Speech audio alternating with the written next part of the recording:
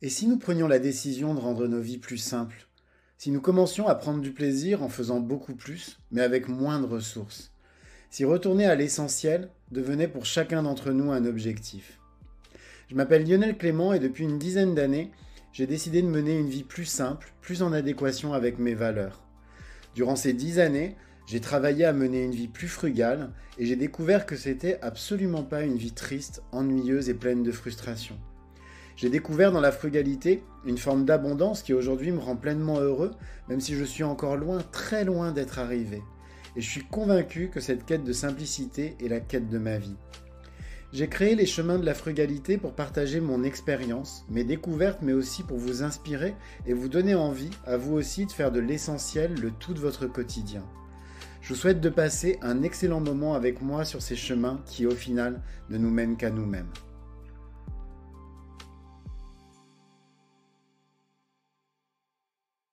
Aujourd'hui, je suis vraiment très heureux de vous accueillir pour cet épisode très spécial puisque c'est le numéro 100 de ce podcast. Donc je pense que c'est une grande étape dans mon podcast. Je ne m'attendais pas du tout lorsque je l'ai lancé il y a quelques mois à en être arrivé un jour à cet épisode 100. C'est pour moi donc quelque chose que j'avais envie de célébrer. Et donc pour le célébrer, j'ai décidé d'inviter pour vous une personne qui me tient particulièrement à cœur, à savoir une créatrice culinaire qui s'appelle Mel Pigu. Alors Mel Pigu, il faut savoir que c'est une créatrice culinaire végane que j'ai rencontrée en 2016 et qui m'a vraiment aidé à l'époque, avec son blog notamment, à passer à une alimentation plus végétale et également une alimentation plus éthique. C'est pour cette raison que je voulais aujourd'hui, dans le cadre de ce podcast dédié, je le rappelle, à l'alimentation consciente, j'avais envie de l'inviter pour qu'elle puisse partager avec vous ses trucs et astuces. Donc je vous souhaite à tous un excellent épisode et puis une excellente journée. Et puis je vous dis, bien sûr, je vous souhaite beaucoup de plaisir sur ces chemins de la frugalité. Bonjour Mel, comment vas-tu aujourd'hui? Hello, eh ben, ça va très bien. Et J'ai toi? l'impression que ouais, bah ouais, écoute, moi ça va super bien. Tu sais, je suis à Marseille, il fait super beau, je suis à quelques mètres de la mer, Ah, donc d'accord. Mhm. super bien. Toi, j'ai l'impression aussi qu'il y a du soleil. Ouais, moi, j'habite à la campagne, mais j'ai pas la mer, tu vois. Et il y a quelques degrés de moins, je pense, que chez toi. T'es où? T'es dans quelle région? Je suis pas très loin de Poitiers. Ah, d'accord, ouais, c'est peut-être un peu moins, un peu plus froid, on va dire. Ouais.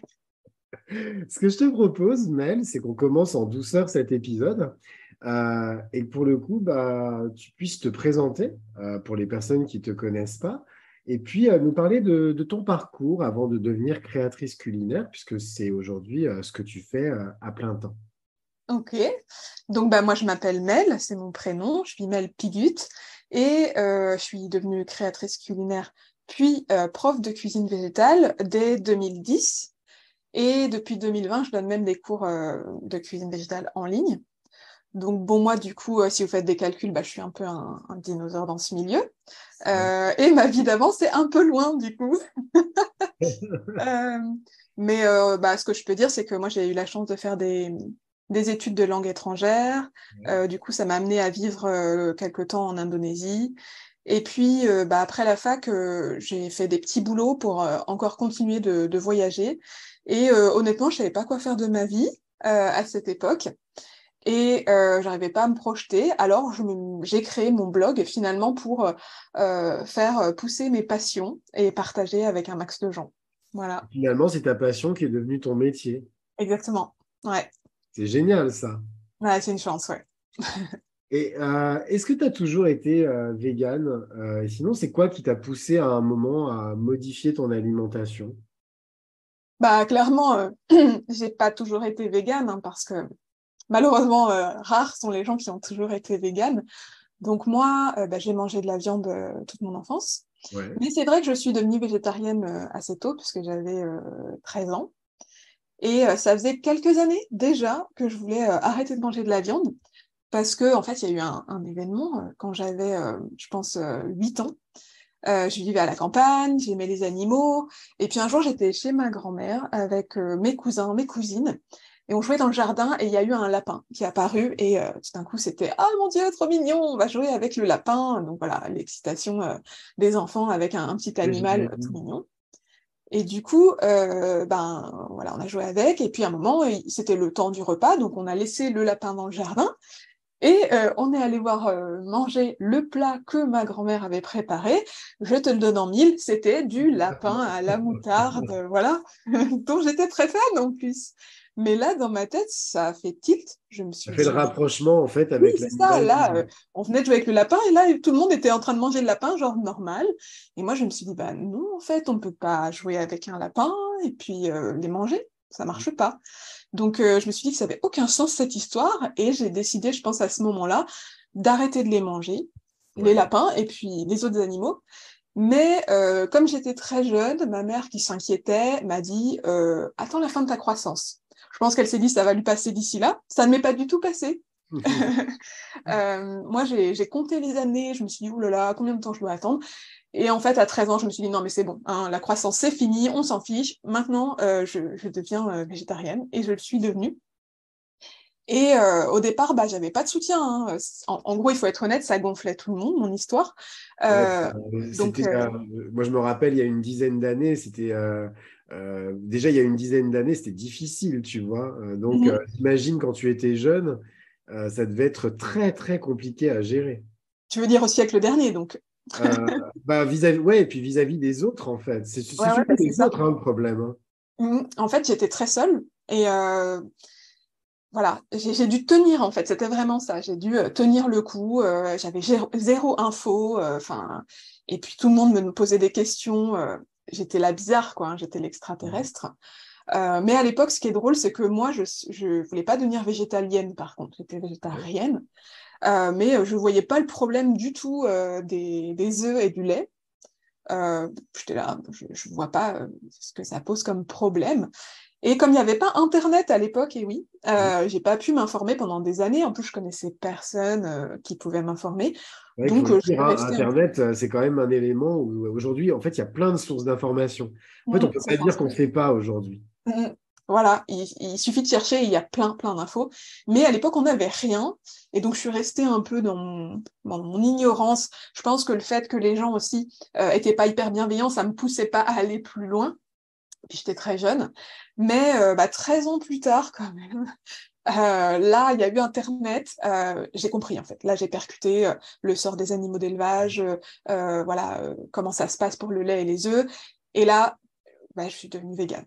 Voilà. Et quelques mois plus tard, à peu près un an plus tard, je pense, j'ai commencé mon blog, justement parce que j'avais envie de partager tout ce que j'avais appris, en fait. Moi, je m'étais tellement galérée dans mon parcours un petit peu désorienté, un peu solitaire, que je voulais aider les gens. Mais voilà, en résumé, on peut dire que je suis devenue végane pour les animaux. Voilà, c'est ça qui m'a poussée. C'est une très belle raison. Et quand tu as créé justement ton blog pigu.com, et puis donc aujourd'hui Végétalise toi, Mhm. et ben, c'est quoi les défis auxquels tu as été justement confronté? Ça a été facile tout de suite ou au départ, tu as vraiment galéré, on va dire, à développer ton blog? Mon blog, franchement, ça a été très chouette. J'étais totalement libre de faire ce que je voulais dessus. Mhm. Je faisais ça sur mon temps libre. C'était vraiment un plaisir.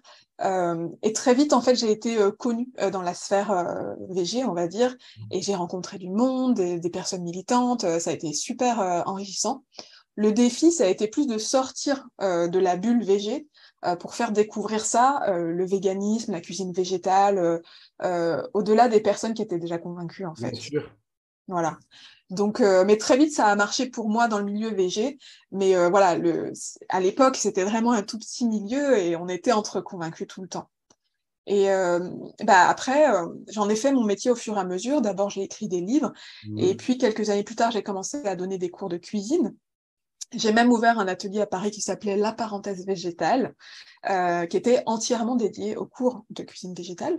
Et D'accord. là, c'est vrai que le défi était de nouveau. Là, c'était un défi parce que là, tout d'un coup, je devais convaincre les personnes à Paris que c'était intéressant d'apprendre à cuisiner végétal. Et donc, au début, c'était galère, mais très vite, le bouche à oreille Mhm. s'est fait et ça a cartonné en fait. Il y avait plein de personnes qui étaient curieuses, tous les VG venaient, donc c'était très très chouette. Et là, nouveau défi, parce que j'ai donc ouvert il y a quelques années mon école de cuisine en ligne. Ouais. C'était la toute première en France. Et donc là, même chose, je suis à nouveau en train de devoir convaincre que c'est intéressant d'apprendre à bien manger végé. Donc voilà. Mais c'est Euh, vrai que, je sais pas toi, mais moi j'ai l'impression qu'il y a eu un grand engouement pour la cuisine végétale à un moment et que ça s'essouffle un peu. Donc moi j'ai envie de contribuer à participer, à continuer dans cet essor, quoi. alors, paradoxalement, j'ai pas cette sensation. C'est vrai? En fait, j'ai l'impression, c'est assez marrant, j'ai l'impression qu'aujourd'hui, il y a de plus en plus de personnes, alors, peut-être pas qui sont prêtes à devenir 100% végétariennes ou végétaliennes, mais de plus en plus de personnes qui se disent, j'ai quand même envie de mettre plus de végétal dans Mm. mon assiette. Ça c'est vrai, ouais, ouais. Déjà, il y a Et plus de personnes qui savent que c'est possible, que ça existe. Ça, oui, c'est et ouais, puis ça, c'est je pense que les réseaux sociaux ont joué un rôle important là-dessus, justement en Mhm. montrant, tu vois, en démocratisant. Et je vois par exemple, ne serait-ce que sur ma page Facebook, par exemple, il y a la plupart des personnes qui sont sur ma page Facebook ne sont pas nécessairement végétariennes ou Mhm. végétaliennes, mais lorsque je parle de cuisine végétale, elles sont vraiment intéressées, elles s'engagent sur les publications. Alors qu'il y a encore quelques années, c'était vraiment s'exposer à, je veux dire, à des réactions vives, tu vois. Et Ouais, j'ai ouais, ouais, l'impression qu'il ouais. y a comme un côté un peu mainstream, tu vois ce que je veux dire? Ouais, c'est sûr, c'est sûr, c'est sûr, c'est vrai. Et après, je comprends pour le coup que ce soit peut-être encore plus dur de convaincre dans ce contexte, effectivement. Alors, mais selon toi, justement, est-ce que l'alimentation végétale, c'est une solution aux défis, justement, qui peuvent être environnementaux ou sociétaux qu'on est en train de rencontrer en ce moment? Elle est drôle cette question parce que les défis environnementaux et sociétaux qu'on a à relever, il y en a pas mal. Il y en a Ils un sont gros paquet. nombreux, ils sont complexes. Donc Ouais. clairement, pour moi, c'est pas une solution unique qui va tout résoudre par magie. Ça serait trop bien. Mais voilà. J'adorerais aussi. Mais donc voilà, pour moi, ça doit faire partie d'une vision, je dirais, politique plus large pour aller vers un monde plus juste. Parce que j'ai envie de dire qu'aujourd'hui, on a des sociétés qui se nourrissent des inégalités Mhm. à tous les niveaux. Donc déjà, faire adopter l'alimentation végétale dans une société pareille, ça me paraît déjà compliqué. Difficile. Voilà. Et puis, l'alimentation végétale à elle seule, elle suffit pas. Elle résout pas tous les problèmes du monde, même si elle résout plein de problèmes. C'est ultra positif, mais ça ne résout pas tout. Donc, moi, je pense que ça doit s'accompagner d'un mouvement plus global qui s'intéresse à la fois aux problèmes des humains, les problèmes de justice sociale, les problèmes environnementaux et animaux, et vraiment tout mettre ensemble et pas séparer en fait chaque partie, parce que je crois qu'il faut vraiment que ça avance tout ensemble, quoi. Voilà. Ouais, parce que je suis d'accord avec toi, je pense que tout ça, c'est quand même très imbriqué. En fait, finalement, on vit dans des sociétés qui vivent et qui créent de la violence en permanence, Mm. à tous les niveaux. Donc, je suis d'accord avec toi, hein, ça ne fait que, en fait, c'est un élément de toute une solution globale qui resterait à inventer, mais il y a un modèle de société à réinventer à ce niveau-là. Exactement, ouais, ouais, ouais. Alors, justement, si on en revient aux personnes qui souhaiteraient justement modifier leur alimentation, qui s'intéresseraient simplement à l'alimentation végétale, en fait, il y a plein d'idées préconçues autour de l'alimentation végétale. Les carences, le fait que c'est triste, le fait qu'on mange toujours la même chose. Tu vois, j'ai entendu plein de choses à ce niveau-là. Comment est-ce que toi, tu abordes ces sujets avec les personnes justement que tu accompagnes, que tu as pu accompagner en physique à la parenthèse végétale, ou que maintenant tu accompagnes avec Végétalise, toi? Moi, ma méthode à moi, c'est de montrer, en fait. Ouais. Voilà, je montre comment c'est possible, qu'est-ce qui est possible. C'est ma grande force à moi. J'aime vraiment partager des solutions, en fait. Donc, clairement, par exemple, ça me fait rire, là, tu dis, la cuisine végétale, c'est peut-être ennuyeux ou quoi. Et je sais qu'il y a des fois même des gens qui venaient à mes cours avec des amis ou quoi, et qui rentraient en disant, oh là là, on va manger des cailloux, des choses comme Ouais, ça. Et c'est moi, je clair. ris intérieurement, parce que je savais qu'à la fin, ils sortiraient convaincus. Et ça marchait à chaque fois. Et voilà, donc moi, c'était vraiment, ça a toujours été ma force, c'est de montrer, de prouver, et puis d'expliquer aussi comment faire, donc étape par étape. Par exemple, éviter les carences, oui, il y a des choses à connaître qui sont pas ultra compliquées, mais que voilà, c'est quand même une alimentation un peu différente. Donc voilà, moi je montre, c'est là où je suis le plus à l'aise et je trouve que en fait, montrer comment avancer un pas après l'autre de manière positive, voilà, c'est ça que Ouais, ça. la logique des petits pas. Ouais. C'est sûr que, voilà, oui, montrer tout ce qu'on est capable de faire, en fait, ça marche, en fait, hein, parce que effectivement, c'est normal de ne pas comprendre ce qui est possible. Voilà, si tu connais pas, tu sais pas. Moi, quand j'ai commencé aussi à devenir végé, au départ, je mangeais pas grand-chose. Voilà, puis mais il y a plein de gens qui sont passés avant, comme moi, comme toi, comme d'autres, et on est là pour montrer.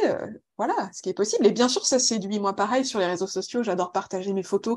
Moi, ce que j'adore, c'est partager mes plats du quotidien. Tu vois, Ouais. pour montrer que, en fait, il n'y a pas, justement, moi, les gâteaux, ça marche à tous les coups, mais c'est vrai que ça ressemble à quoi de manger tous les jours, tu vois? Ça Mm. m'intéresse, et donc j'adore partager ça, et je reçois tout le temps des gens qui veulent s'inviter chez moi, tout ça, donc ça me fait Ah bah bien rire, moi, quoi. les recettes, la recette préférée que tu as pu créer et que je trouve vraiment exceptionnelle, c'était boulettes, tu sais, avec du tournesol et des protéines de soja texturées. Tu les avais appelées, de mémoire, c'était les boulettes de Monsieur Scrogneugneux, mais qui sont extraordinaires, vraiment délicieuses, tu vois. Et quand je me rappelle, quand je les avais fait la première fois, tu vois, j'étais tombé sur ton blog et je m'étais dit, bon, je sais pas trop, du tournesol, je connaissais pas ce que c'était que des protéines de soja texturées, tu vois, je me disais, c'est bizarre, c'est des grains, il y a du tofu, le tofu, c'est pas bon. Et puis au final, Oui, on mange des graines. mais ouais, et puis au final, tu as un résultat qui est juste terrible, en fait, terriblement bon. Alors justement, c'est quoi les obstacles que doivent affronter les personnes qui justement veulent mettre plus de végétal dans leur assiette, euh, voire même, pourquoi pas, complètement supprimer les aliments d'origine animale? Moi, les obstacles, le premier que je vois, c'est Ouais. la peur de mal faire, la peur de manquer, la peur de ne pas savoir par où commencer. Je trouve que c'est tout à fait légitime, hein, parce que aller vers l'inconnu, c'est toujours, oui, ça fait peur. Moi, le deuxième que je vois, c'est l'isolement. Parce qu'il y a pas mal de végés encore qui se sentent seuls, leurs proches ne les comprennent pas, ils comprennent pas leur démarche. Je l'ai vécu aussi à l'époque, je sais que c'est pesant. Et moi, mais ce que je constate depuis quelques années, c'est que ces deux obstacles qui sont vraiment dès le début, qui sont là, ils peuvent se surmonter assez facilement en étant guidés et en faisant partie d'une communauté. Ouais. Du coup, ça peut être en prenant des cours de cuisine végétale, mais aussi en s'approchant d'associations, en participant sur des groupes Facebook, des comptes Instagram, en militant, en écoutant des podcasts. Je trouve que c'est important en fait de trouver sa communauté, trouver des personnes qui peuvent te comprendre, t'accompagner, et ça rend tout beaucoup plus simple et agréable. Et ça permet d'affronter absolument tous les obstacles pour moi, en tout cas. Je pense que vraiment ça marche, quoi. Ah bah c'est clair que moi, quand je me suis retrouvé confronté à cette problématique, typiquement, ton blog, il m'a vachement aidé. Et moi, je me rappelle, c'était en 2016, hein. C'est à ce moment-là, d'ailleurs, qu'on s'est connecté pour la première fois ensemble sur Facebook. Et vraiment, ton blog, comme le blog d'autres créatrices culinaires, hein, comme par exemple Marie Laforêt, etc., ça a vraiment été tu sais, un vrai soutien moral, Mhm. tu vois.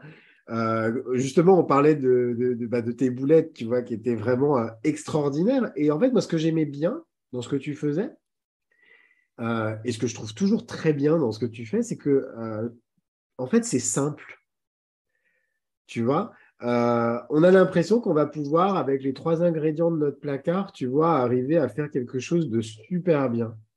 Donc, tu vois, je te parlais de tes boulettes. Est-ce que toi, tu as des recettes comme ça, tu vois, des petites recettes toutes simples, même une recette que tu pourrais nous conseiller de tester, là, comme ça, dans cet épisode? Écoute, ça va être difficile de choisir, mais j'en profite pour dire que j'ai un nouveau blog sur justement Végétalistois, Ah, où j'ai repris en fait mes meilleures recettes d'accord. et où je rajoute de nouvelles choses. Mais la particularité, c'est que j'ai vraiment décidé de pas accumuler les recettes, tu vois. Parce que, quand j'ai commencé mon premier blog en 2010, on était une poignée, tu l'as dit, là, t'as cité quelques personnes, Marie Laforêt, moi et d'autres. On n'était pas beaucoup, ça manquait, en fait, les recettes. Mais aujourd'hui, il y en a partout. Et je sais que j'ai des personnes, des élèves ou des personnes qui me suivent qui m'ont dit qu'elles étaient noyées, en fait, sous les possibilités et que ça devenait trop. On ne sait pas quoi choisir, en fait. Qu'est-ce qu'on doit, qui on C'est doit clair. suivre et tout ça. Et je me suis dit, mais en fait, moi, c'est pas mon truc. Je veux pas que les gens se sentent perdus par le trop-plein. Donc je me suis dit, je vais faire un tri, pas partager la énième recette de ci ou ça avec juste une petite garniture qui diffère et qui apporte pas forcément quelque chose de nouveau. Euh, Parce que faut bien le dire, quand on est sur Internet comme moi, quand on essaie d'exister sur Internet, on est vachement poussé à la création de contenu. C'est Ouais. vraiment une course à la création de contenu. Et moi, ça me correspond pas. Donc moi, j'ai refusé ça. Et vraiment, ce que j'ai envie, c'est de partager des recettes qui servent dans la vraie vie, chez les vrais gens, dans les vraies cuisines, des recettes qui restent. Tu vois, comme les boulettes, là, tu m'en parles, ça me fait chaud au cœur, en fait, de me dire des années après, ces boulettes, elles continuent d'exister dans ta cuisine. C'est ce que je veux. Moi, Voilà. je suis sûr que je suis pas le seul à t'en parler. Mais oui, elles sont trop célèbres. Elles sont mythiques, ces C'est boulettes. vrai que c'est une de mes recettes. Et du coup, je l'ai remise sur le blog. Ouais. Donc voilà, maintenant, c'est vrai que tu disais que je faisais des recettes simples et c'est vrai que je fais ça de plus en plus encore, je pousse ça de plus en plus parce que ce que je veux, c'est partager des basiques. Et quand Ouais. je dis basique, c'est pas un truc négatif, c'est plus, tu vois, comme en mode, il y a les basiques, les indémodables que tu peux tout Mhm. le temps, tu vois, utiliser. Du coup, j'ai vraiment des grands basiques sur mon blog, des indispensables, et que tu peux adapter à tes goûts. Parce que moi, ce que j'adore faire aussi, tu verras quand tu découvriras le nouveau blog, c'est Ouais. vraiment raconter comment marche la recette, comment tu peux l'adapter. Et d'ailleurs, j'ai même des articles qui sont pas des recettes, mais qui sont, alors, comment ça marche tel, par exemple, comment réussir tes quiches véganes, tu vois. Je vais pas forcément donner la recette en soi, mais expliquer vraiment étape par étape à quoi il faut faire attention, comment tu peux réussir. Donc, tu voulais des recettes, il faut que je choisisse.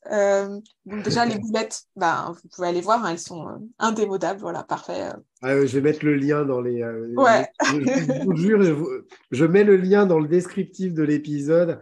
Euh, Testez-les. Vraiment, rien que pour ça, rien que pour ça, vous passez à l'alimentation végétale.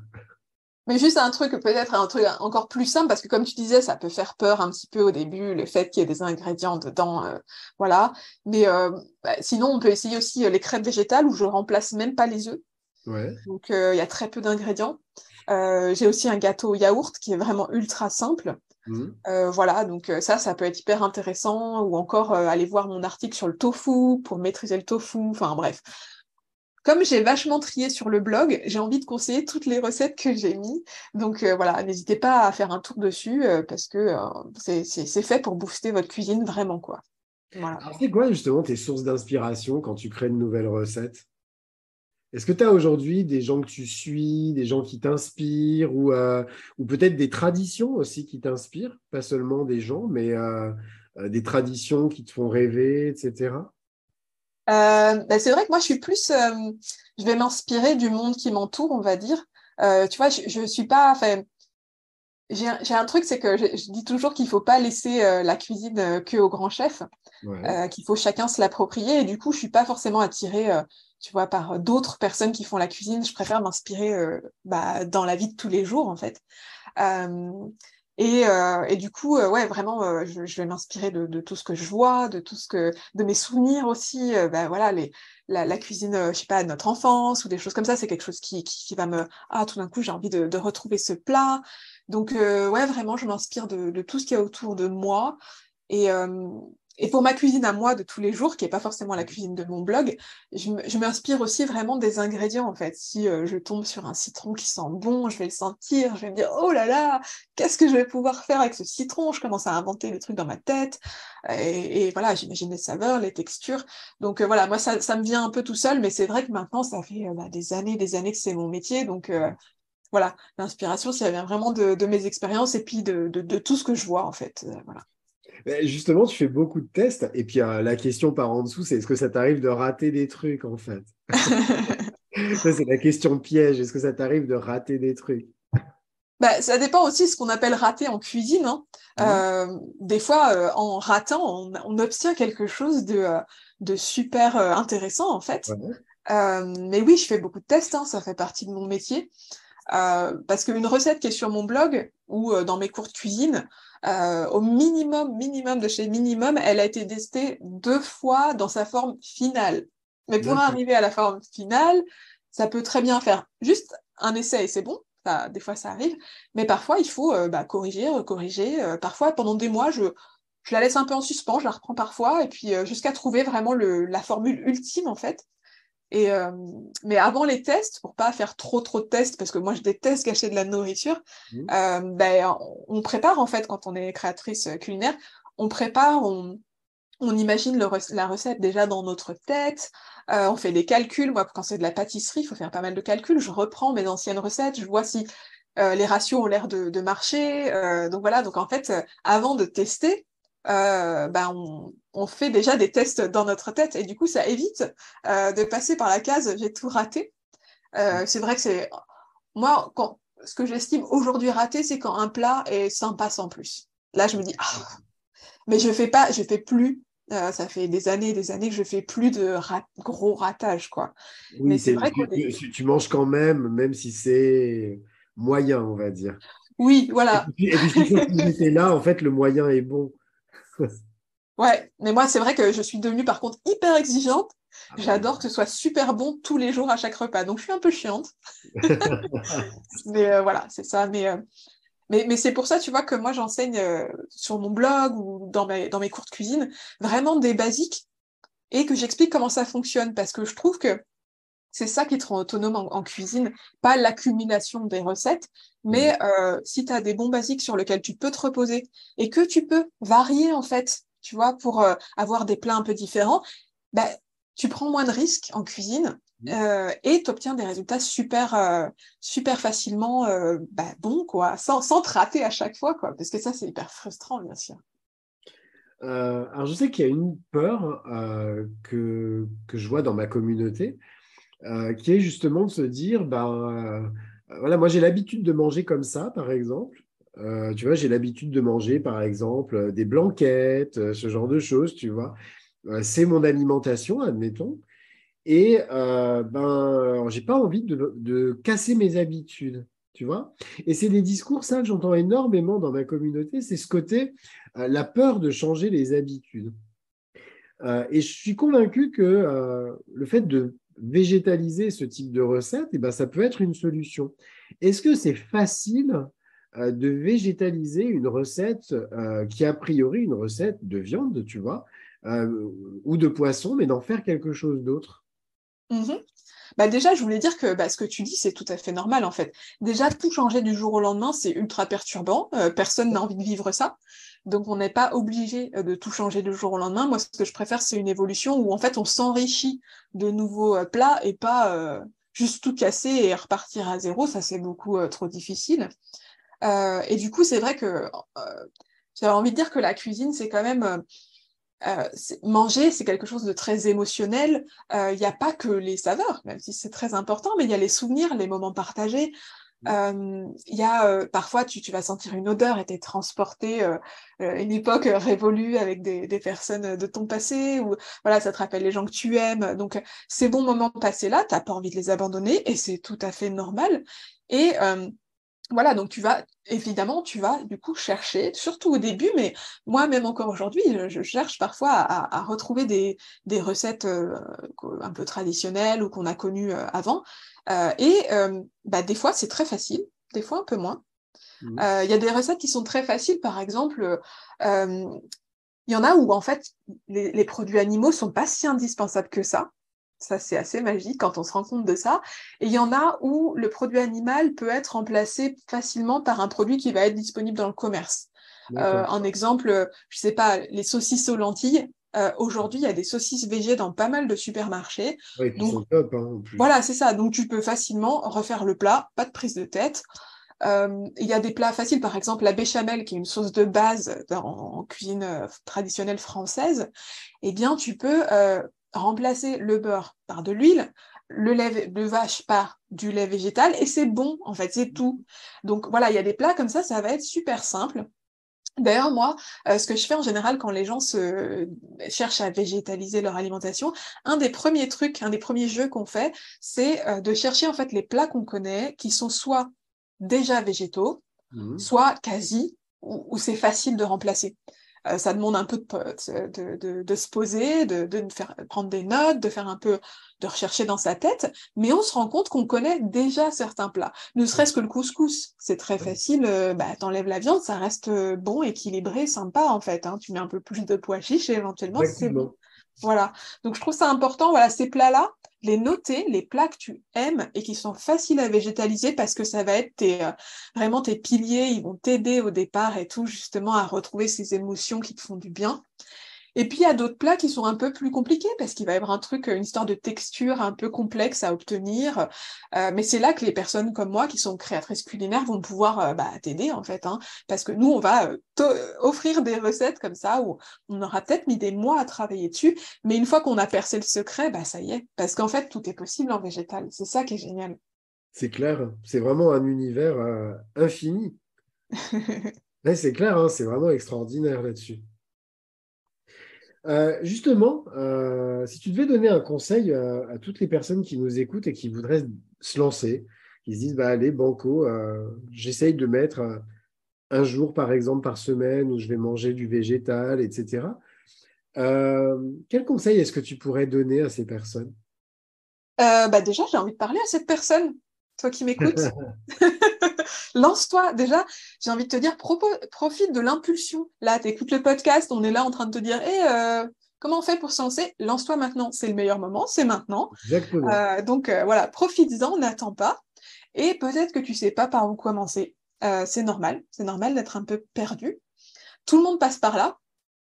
Mais moi, du coup, j'avais envie de proposer une solution un peu toute faite parce que tu penses bien que des conseils, on m'en a demandé plein de fois. Du coup, j'ai créé mon anti-sèche dans lequel j'ai glissé mes 5 meilleurs conseils pour débuter. D'accord. Sur lesquels j'ai mis aussi des infos importantes comme la B12, j'ai mis une recette de fromage vegan, La voilà, des B12, petits exercices c'est-à-dire, techniques.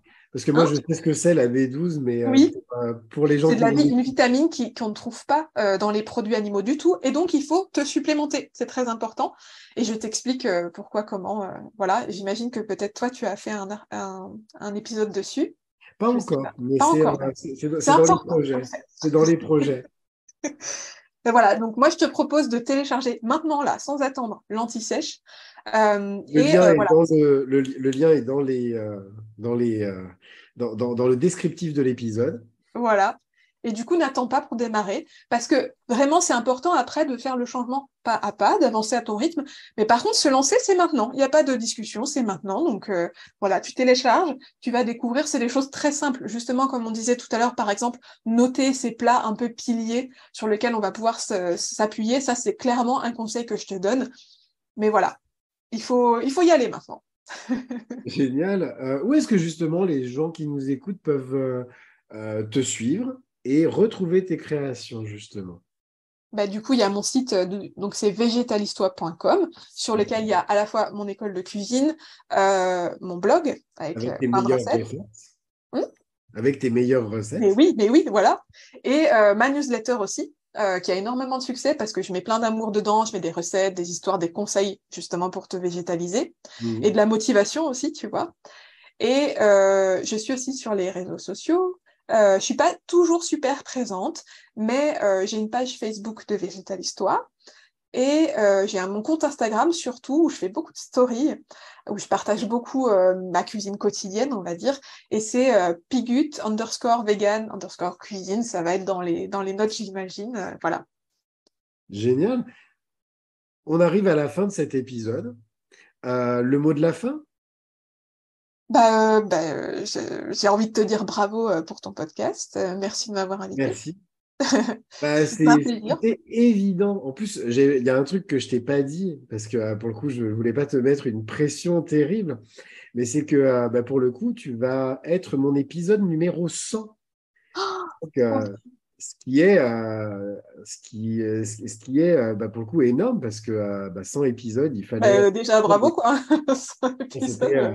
Incroyable. Ça a été un gros travail.